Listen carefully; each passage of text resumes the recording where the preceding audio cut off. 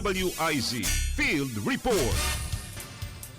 Nakapagtala ang Philippine Coast Guard ng 201 na mga pasahero, 161 rolling cargos at 13 barko ang stranded sa 24 na apektadong pantalan simula kahapon dahil sa epekto ng habagat.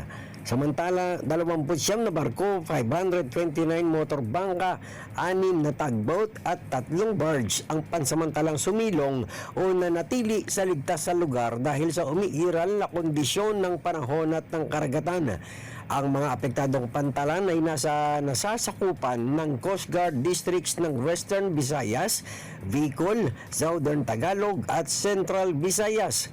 Kaugnay niya na ipinapayuhan ng publiko na ang mga biyahero at mga nasa sektor ng maritime na manatiling updated sa mga abiso ng Philippine Coast Guard at iba pang kinauukulang otoridad kaugnay ng kondisyon ng panahon at paglalayag.